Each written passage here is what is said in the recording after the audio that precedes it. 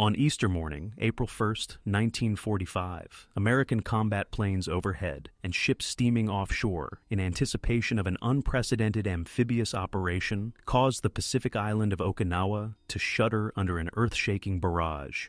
Lieutenant General Mitsuru Ushijima, the commander of Japan's enormous 32nd Imperial Army, calmly observed the scenes from the peak of Mount Shuri, which is located close to the southern tip of the island.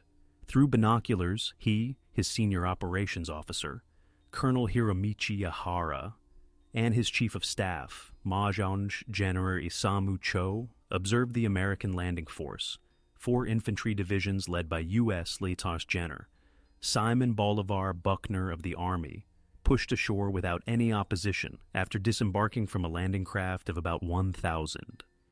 Over 100,000 soldiers from Ushijima's army had been working for nearly a year to build a complex network of defended ridges and secret bunkers in the steep southern part of Okinawa. The Japanese had persuaded thousands of islanders to assist in the construction of their defenses.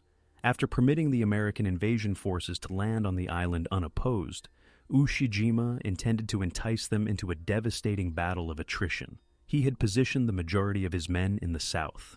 The Japanese plan was to destroy the trapped invading force after using conventional and suicidal kamikaze attacks to drive off the American ships. Ushijima reasoned that the Americans would recoil in terror from the idea of attacking the Japanese mainland, which is around 350 nautical miles distant, because so many American soldiers, sailors, and Marines would die. The Machinado line, a complex network of 2 concentric defensive lines built along a variety of hills, ridges, and draws, and the even more highly defended Shuri line behind it, would be the obstacle that American tank and infantry forces would face as they advanced toward the southern end of the island. Veteran, well-armed Japanese soldiers who adhered to their Bushido code of combat and would fight to the death rather than surrender were in charge of the fortifications.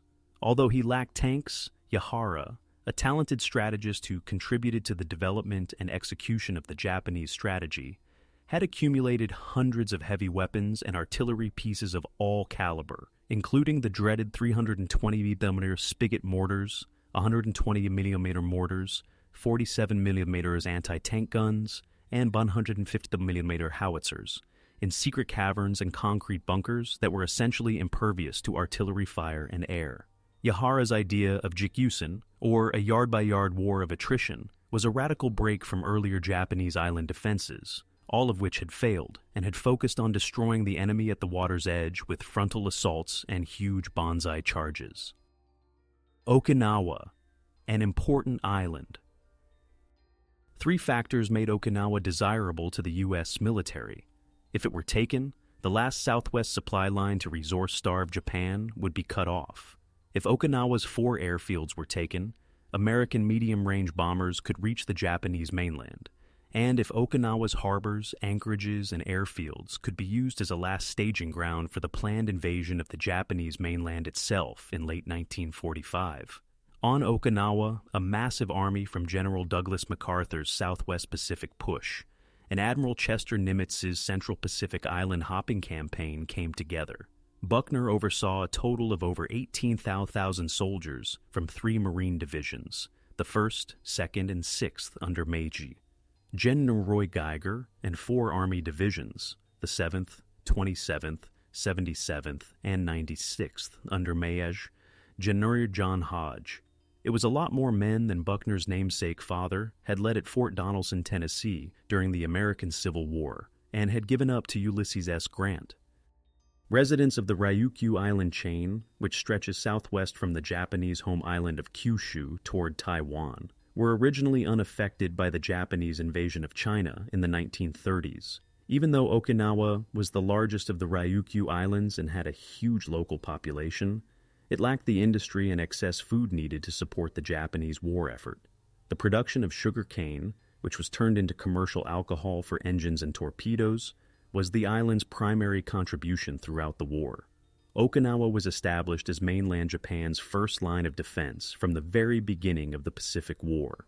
All around the island, farms and land were taken by force, and the Japanese Imperial Army started building a lot of air bases. The The Japanese garrison was mixed with over 500,000 Okinawans who actively, albeit reluctantly, participated in the island's defense. Ushijima had indoctrinated the people to remain faithful by claiming that if they were captured by American soldiers, they would be tortured, raped, and killed, and that suicide was always better. By the fall of 1944, the Allies had decided to invade Okinawa. It would include putting together one of the greatest naval armadas in history for the Pacific War's largest amphibious assault, known as Operation Iceberg. More than 40 aircraft carriers, 18 battleships, 200 destroyers, and hundreds of other support ships comprised Admiral Raymond Spruance's Fifth Fleet. The first attack on the island, which was 60 miles long, was scheduled for April 1, 1945. B-29 bombers carried out the first reconnaissance over Okinawa and its neighboring islands on September 29, 1944.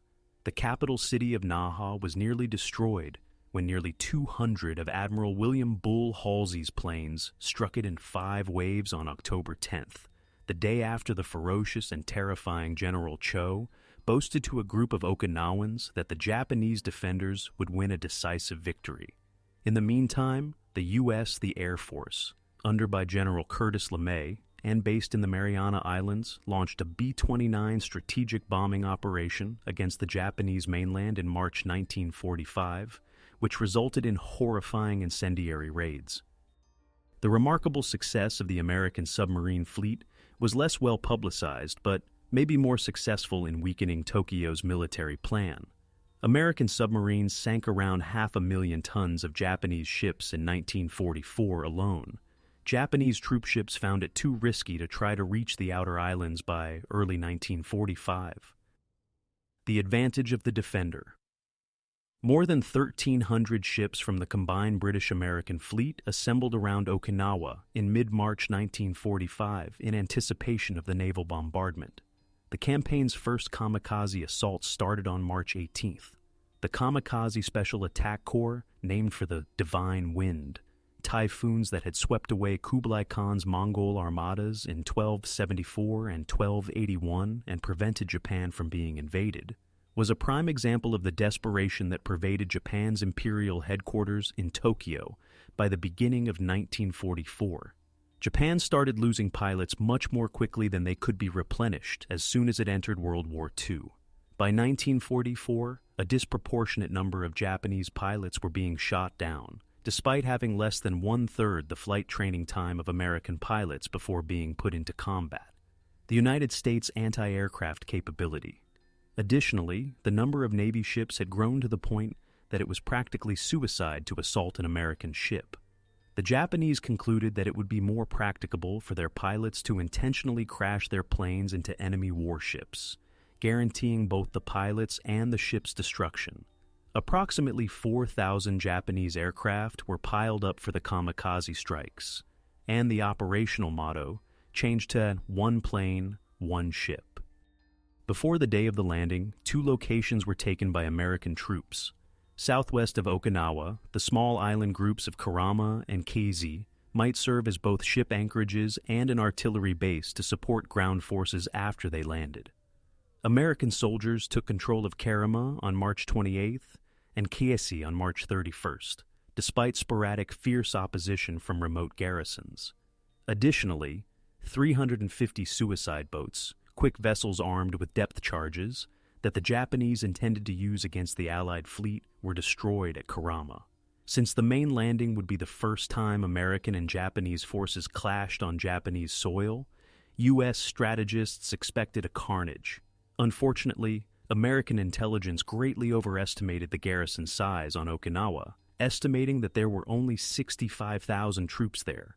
Actually, Okinawa was home to over 11,000 skilled Japanese soldiers, at least 5 times as many as the American forces that had brutally attacked Iwo Jima. Additionally, about 2,000 Okinawans were enlisted as auxiliary forces into home defense units, or boitai. Unaware that the Japanese defenders still had significant advantages, the American strategists viewed the Okinawa campaign as a test of overwhelming numerical and material advantages. The Japanese had crammed almost 100,000 soldiers into the southern part of the island, where they, not the Americans, held the high ground and the greater concentration of force in the impending war of attrition. Larger than many of the other Pacific atolls stormed in previous campaigns, the island's dense vegetation, razor-sharp coral rocks, and unpredictable weather provided defenders with even greater advantages than they had at Iwo Jima, where 6,000 Marines had been killed by a garrison of 23,000 Japanese troops. The line of Machinado. Nothing in Okinawa's history matched the Tetsu no Bo, storm of steel, that battered the island on April 1st before the American landing, although the locals had long been used to the harsh typhoons that occasionally swept their island. It was the most intense concentration of naval fire ever used to facilitate an amphibious landing, in fact. The 1st and 6th Marine Divisions of the 3rd Marine Amphibious Corps and the 7th and 96th Infantry Divisions of the Army's Vice-First Corps crossed the Higuchi beaches, while the 2nd Marine Division made a demonstration landing on the southeast beaches of Okinawa. Over 6,000 American forces came safely ashore by midnight, with a further 12,000 waiting in ships offshore. Approximately 16,000 men landed in the first hour. Army and Marine forces moved quickly inland toward the strategic airfields of Yantan and Kadena. The 6th Marine Division captured Yantan in 3 hours, while the 7th Infantry Division moved on to take Kadena and proceeded inland. At a startlingly low cost of 28 soldiers killed or missing and 104 wounded, the Americans had established a beachhead by the end of the day that was 9 miles wide and 3 miles deep. American soldiers captured as much terrain as planners had anticipated in 3 weeks as they advanced quickly eastward, slicing the island in two in just 4 days. In order to approach the Mitsuru Peninsula, where the Japanese had established their position around the rocky hills of Yaeju Dake, Marines from the 6th Division wheeled and turned north, traveling up the island. On the island of Aeshima, there were more Japanese waiting. Soldiers from the Army's 77th Infantry Division assaulted Aeshima as the Marines drew closer to Yaeju Dake. Mitsuru was taken by the Marines on April 20th after 12 days of fierce combat against 2,000 dug-in defenders at a cost of 757 wounded and 213 killed or missing. Although they also faced significant opposition, the GIs that attacked Aeshima succeeded in their mission. On Aeshima, almost 4,700 Japanese soldiers lost their lives, while the 77th's men suffered 172 fatalities, 902 injuries, and 46 reported missing. American fighter planes soon found Aeshima to be a perfect base. On April 18th, Japanese machine gun fire on Aeshima killed renowned American combat correspondent Ernie Pyle. As the combat intensified in the north, Army soldiers started moving south on April 9th, but encountered strong opposition as soon as they reached the Machinado line, Ushijima's initial line of defense. The ship was anchored on the Machinado Inlet and featured a number of fortified ridges, draws, cliffs, and caverns, including the most famous Kakazu Ridge, which ran from one end of Okinawa to the other, and was made up of coral hills with caverns and passageways crowded with enemy soldiers. Between April 9 and 12, American GIs lost around 3,000 men in unsuccessful attacks on the island's southwest, killing almost 4,000 Japanese but failing to secure even a few hundred yards of coral. A apparently never-ending string of fiercely fortified enemy positions held back Buckner's attack for over a month. While mortar crews were dug into undetectable positions on the reverse slope to rain shells down on the approaching Americans, enemy machine gun positions were located on the forward slope of a typical Okinawan ridge and on neighboring hills that intersected each trail. Further back at higher heights, Japanese artillery continuously fired rounds of all types, day and night, causing massive fatalities and sending hordes of shell-shocked GIs to aid stations in the rear. Every night, groups of Japanese suicide soldiers would sneak out and attack American positions, hurling grenades and causing chaos to their weary adversaries. Buckner committed 2 full-strength divisions, the 96th Infantry Division on the west coast of Okinawa and the 7th Infantry Division on the east coast, against the Machinado line, but neither division advanced very far. But by April 12th, the Americans had solidified their position, with their left flanking the village of Uki, their right flanking Kakuzu Ridge, and their center across from Tombstone Ridge. With a height of 280 feet, Kakuzu Ridge housed 1,200 defenders. In an attempt to surprise the Japanese, Colonel Edwin May's 383rd Regiment launched an early morning attack on the ridge on April 9th. Because the approaches to Kakuzu were sliced by a steep ravine, the troops of the 383rd also entered without tank backup and without any artillery preparation. With minimal resistance, May's forces reached the ridge's summit. However, when morning broke, a fierce barrage of artillery and mortars struck the assailants, and a Japanese assault forced them off the ridge's narrow crest. May's men were forced to retreat by late afternoon, losing 256 wounded, 47 missing, and 23 killed. American artillery and naval guns bombarded Kakuzu Ridge once more the following morning. 2 regiments attempted to advance up the hill, but were halted by Japanese soldiers who had escaped uninjured from the opposite slopes. Counterattacks by kamikaze. On April 12th, the Japanese launched a well-planned counterattack. Since direct banzai charges had previously failed miserably, the Japanese resorted to stealth. Dozens of Japanese infantry squads attempted to breach American defenses during the night in order to surprise rear echelon support forces the next day. However, only one infiltration effort was successful. The others encountered strong opposition and were destroyed by vigilant defenders. Later, a Japanese survivor wrote, "We withdrew at dawn after suffering heavy casualties due to continuous mortar and machine gun fire. During the withdrawal, the Enterprise collapsed." According to an American source, the Japanese dead were stacked like cordwood. Following hours of intense combat, Vistefries Corps forces on the U.S. left were able to move into the town of Uki before being repelled and withdrawing. The Japanese defenders, some of whom used flamethrowers, also drove back American soldiers as they battled their way up the appropriately dubbed Tombstone Ridge in the middle. During the second week of April, Ushijima's forces halted almost every offensive effort by the 96th and 7th Divisions along the Machinado line. But the defense's early victories came at a startling cost.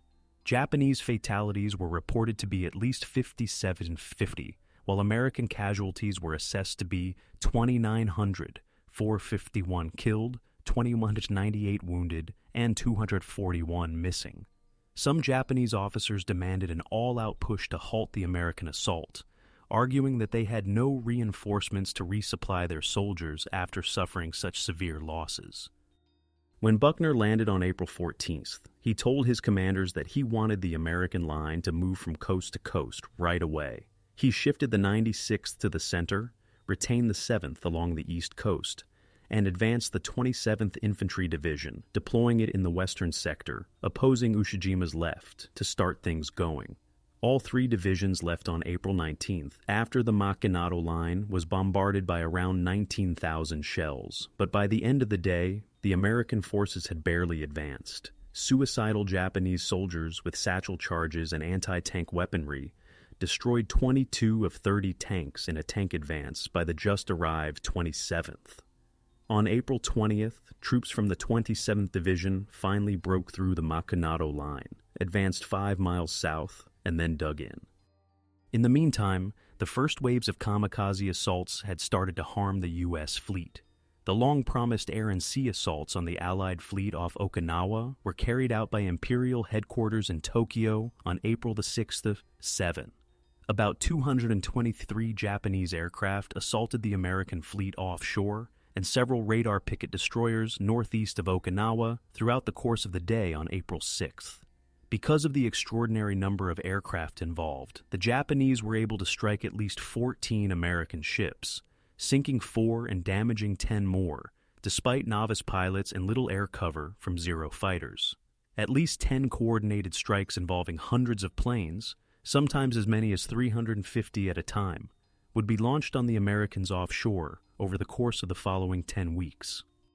The second phase of the Japanese counterattack featured the super battleship Yamato, the largest and most feared battleship in the world, with a displacement of 7,000 tons and 9 enormous 18-inch cannons.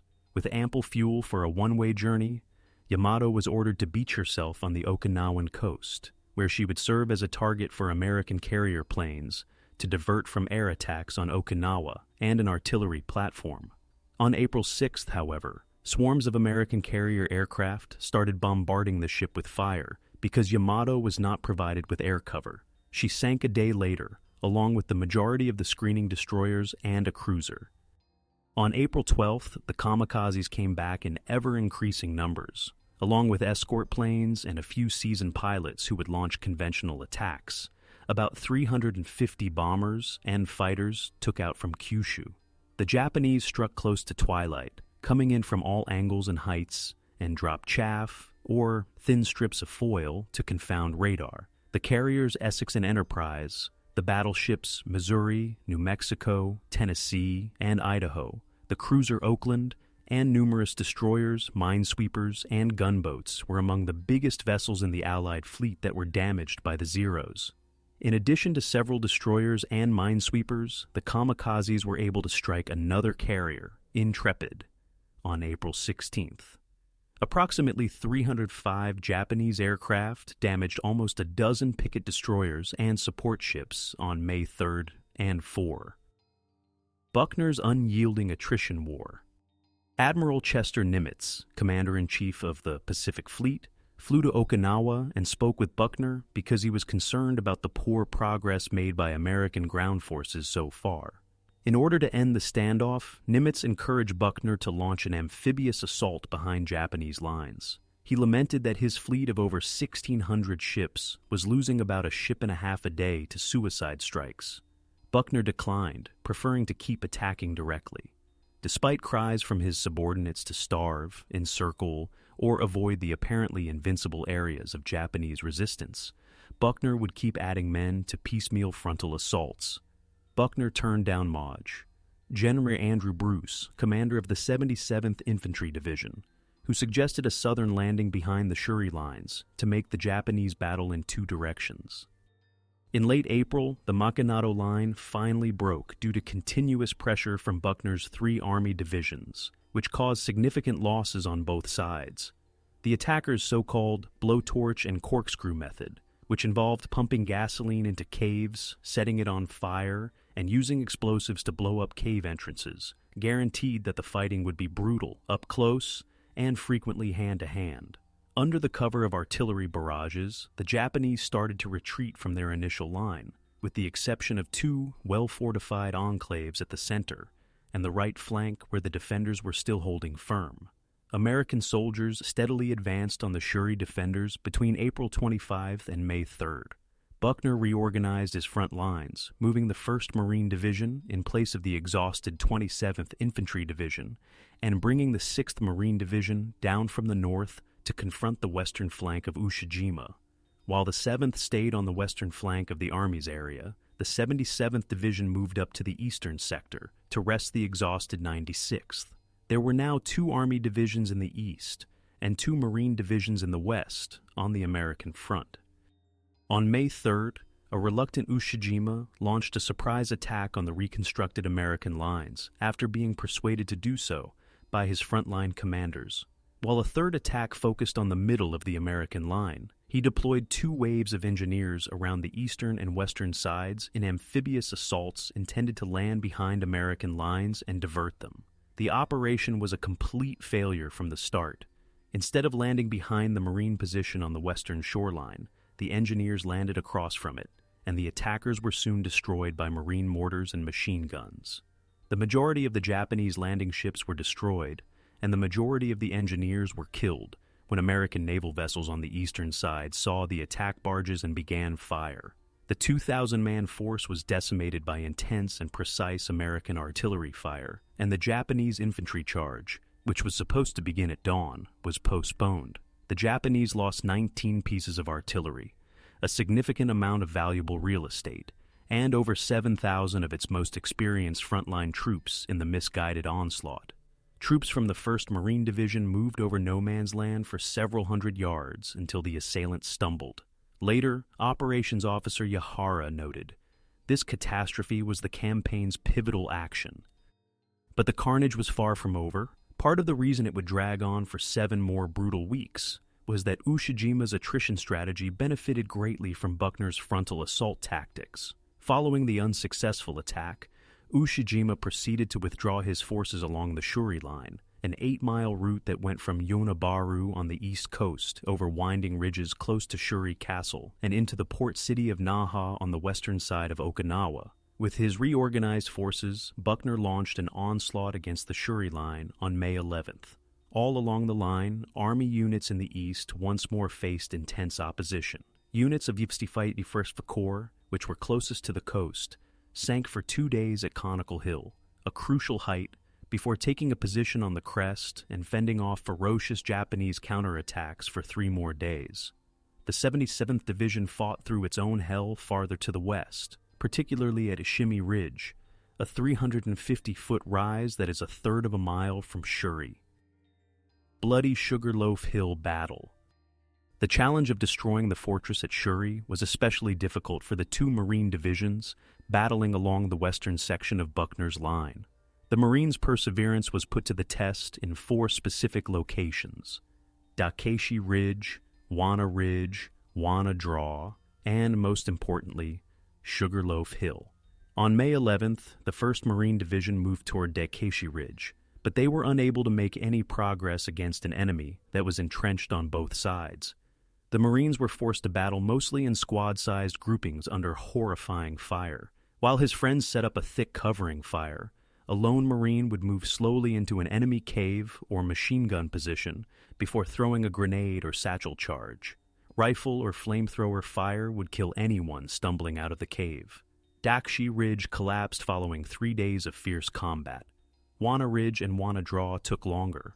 On May 14th, Marines attempted to advance on Wana Draw, but were unable to do so due to intense fire from hundreds of enemy positions that were hidden.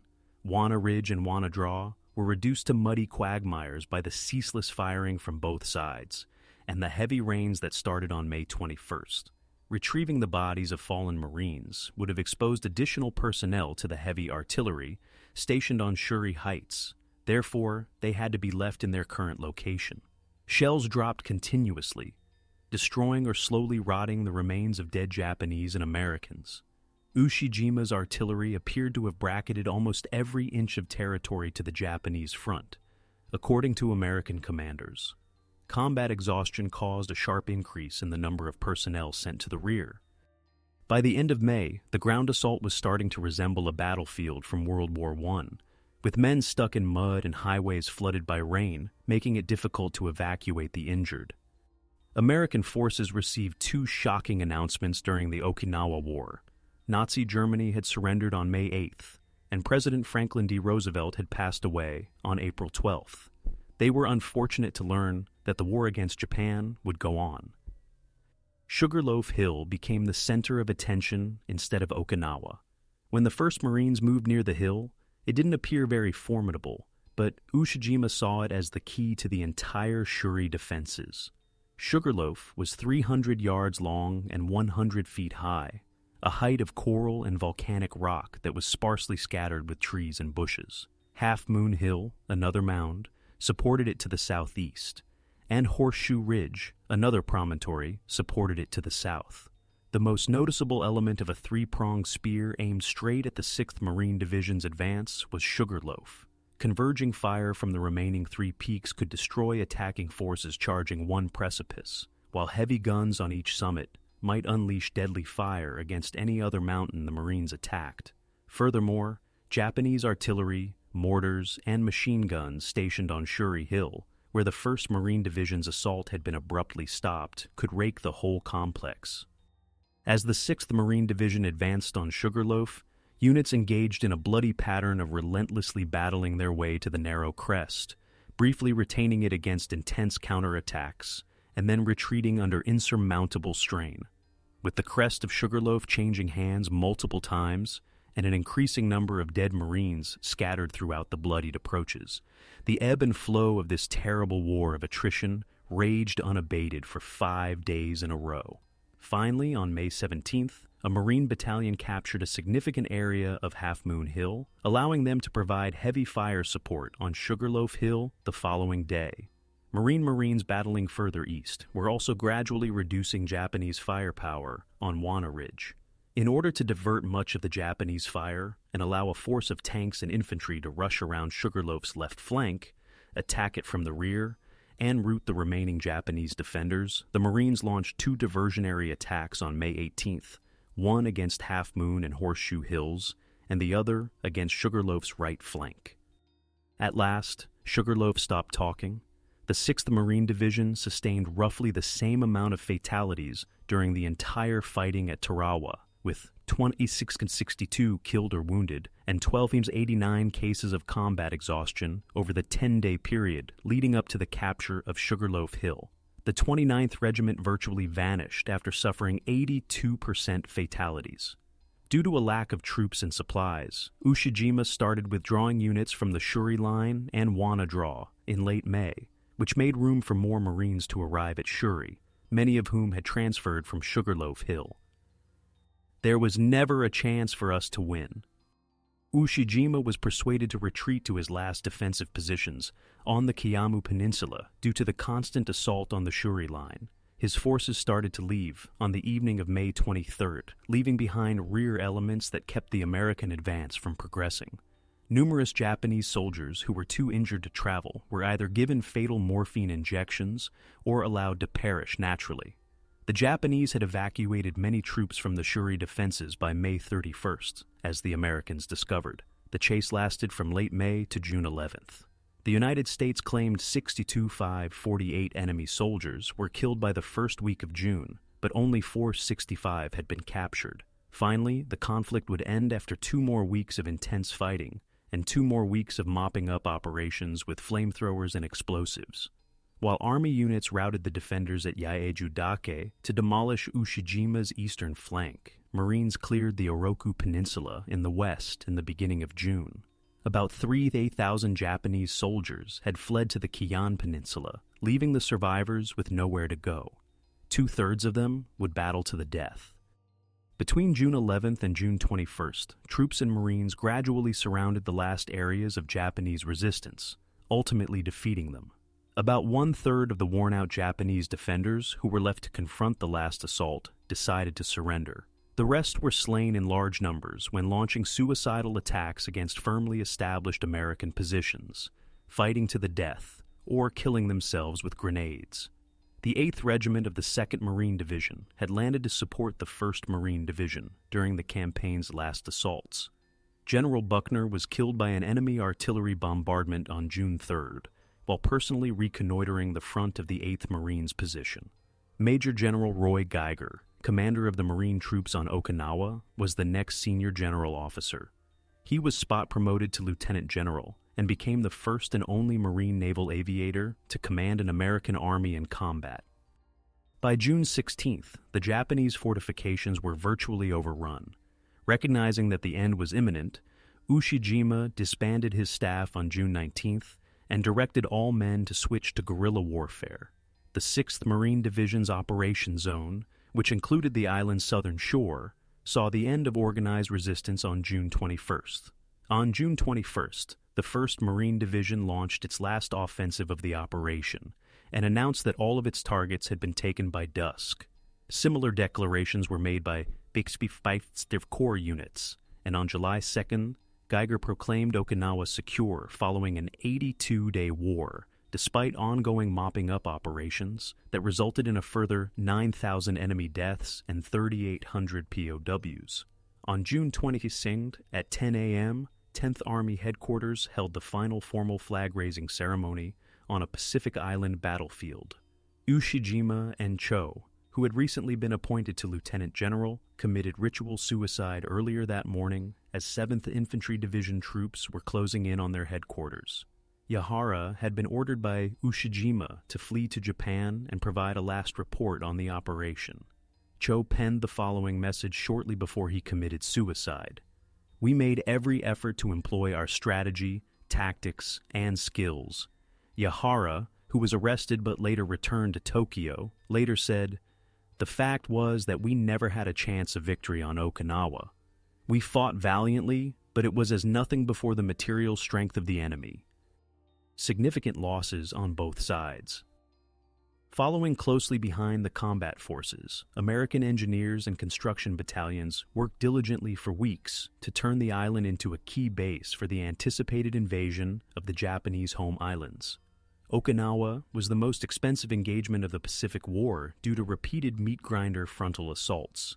368 ships and craft were damaged, and 34 Allied ships and craft of all kinds were sunk, the majority by suicide attackers. Moreover, 763 aircraft had been lost by the Allied Navy. Over 12,000 Americans were killed in the operation, including 5,000 Navy personnel and over 8,000 Marine and Army personnel, while 36,000 others were injured. Of all the operations in its history, the U.S. Navy sustained the most casualties. The Americans' frontline strength suffered greatly as a result of the high number of psychiatric deaths caused by combat stress. Over 26,000 non-battle, illness, or combat exhaustion casualties were reported overall. When compared to combat wounds, the ratio of combat losses at Okinawa attributable to battle stress was an astounding 48%. In comparison, the overall rate would be between 20 and 25% during the Korean War, which was fought in the most difficult terrain that American forces had yet encountered. Due to the significant American losses, a number of legislative leaders demanded that the military commander's actions be looked into. Remarkably, 35% of all American combatants lost their lives during the Okinawa battle. 6 weeks later, the United States decided to deploy atomic weapons against Japan due to the terrible cost of capturing Okinawa and the threat of reliving the experience on a larger scale by invading the Japanese mainland. The Japanese suffered massive losses. An estimated 1,000 men were killed in combat, and an additional 23,764 are thought to have been buried by the Japanese. Just 755 were taken prisoner or turned themselves in. The exact number of civilian victims will never be known, and many Okinawans retreated to mountainous caverns where they were later buried. Nearly 1,000 Okinawans were slain, accounting for 1/4 of the population, according to historians. The unfortunate Okinawans, caught between two enormous armies, died from a variety of causes, including artillery fire, air attacks, starvation, fighting with the Japanese garrisons, either voluntarily or under duress, being buried in the many caves that dot the island, committing suicide before American soldiers could reach them, or being shot by fervent Japanese soldiers. In kamikaze attacks, the Japanese lost an estimated 2,000 pilots, 78 30 aircraft, and 16 battleships. The combined suicide campaign destroyed 4 fleet carriers, 3 light carriers, 10 battleships, 5 cruisers, 61 destroyers, and several support ships, and it sank 11 American destroyers, 1 minesweeper, and various auxiliary craft. Over the course of the 3-month struggle, Okinawa saw the deaths or injuries of approximately 250,000 people, or nearly 3,000 every day. E.B. The horrors of the combat were vividly described by Sledge, a veteran of the 1st Marine Division. He stated, "Maggots crawled about in the muck and were washed away by the runoff of the rain, and in some places the mud was knee-deep for several feet around every corpse. Not a single bush or tree remained. Mud, shell fire, flooded craters with their silent, pitiful, rotting inhabitants, Amtraks and tanks knocked out, and abandoned equipment. Complete desolation was the picture. The abyss, the height of war's agony, was where we were. Maggots and decay were all about us in the mud and pouring rain before Shuri. Men bled, battled, and suffered in a dehumanizing setting that made me think we had been cast into hell's own pit.